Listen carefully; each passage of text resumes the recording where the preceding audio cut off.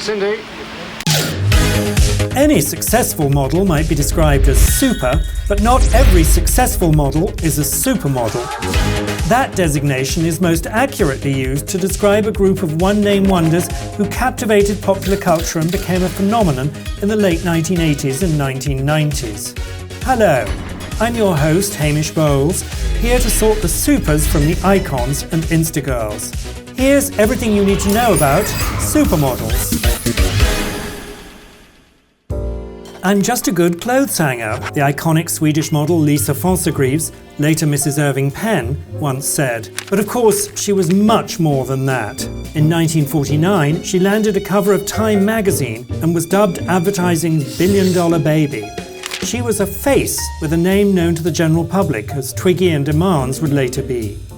Until the late 1960s, fashion was still operating in trickle-down mode, with designers setting the tone and the trends, which models, even the biggest ones like Verushka, Cheryl Tiegs and Naomi Sims, communicated in silence.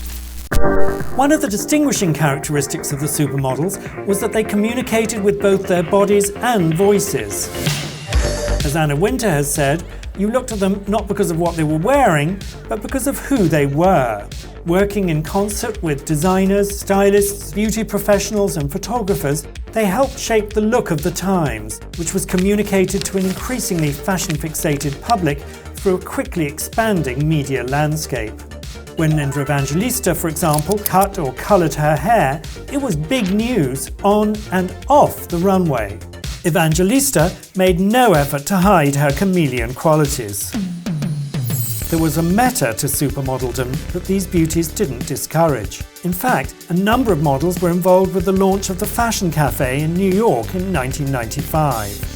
The supermodels were the rock stars of fashion, and the moment that remains the apotheosis of the supermodel era was Gianni Versace's Freedom 90 show, at which Linda, Cindy, Naomi and Krissy walked arm in arm down the runway, lip-syncing to George Michael's hit of the same name.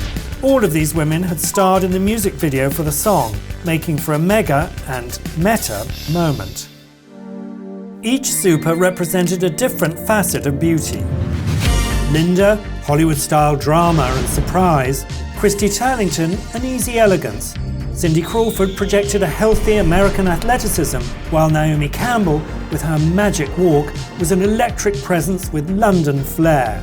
They truly were a dream team, one that represented a modicum of progress in terms of beauty standards and representation. Linda and Krissy Turlington insisted that they wouldn't work unless Naomi Campbell was hired as well, at a time when there were few black models on the runway. And these models were womanly rather than waify, a quality that distinguished the second wave of supers, including Kate Moss, Amber Valletta, Shalom Harlow, Stella Tennant and Kirsty Hume. The supers' divadom was part of their appeal, as revealed in the 1995 film Unzipped. As Sally Singer later wrote in Vogue, this was an era in which glamour required a significant measure of transgression, not only of the rules, but of industry norms. Prior to 1980, the models were scouted and booked either for editorial work or for runway work, and never the twain did meet. The supermodels could and did do it all. Runway, editorial, TV, music videos, etc. They occupied a space in culture that existed between society and Hollywood celebrities, and they lived in style, seemingly existing on a diet of champagne and cigarettes. Their preferred mode of transport was the Concorde. Subsequent generations have perhaps dialed down on the glam aspects of the job. Over time, the grungy waif uniform became a slightly more polished mod or model off-duty look of killer jeans and a moto. When they also took advantage of new social media platforms to amplify their voices, Vogue dubbed models like Carly Kloss, Cara Delevingne and Joan Smalls the Instagirls on the cover of the September issue in 2014. And the likes of Gigi, Kendall, Precious, Bella and Paloma, one-name wonders in their own right, have carried the super legacy into the 2020s. Linda, Krissy, Naomi, Cindy and their gang have lost none of their appeal.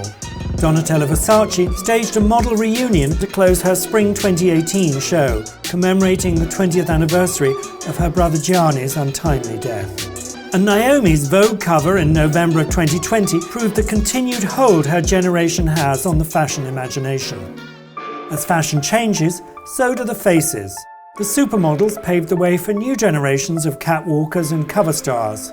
One of the ways Versace and other designers are creating continuity between past and present is by working with the sons, daughters and relatives of the models who wouldn't get out of bed, as Evangelista once joked in Vogue, for less than $10,000.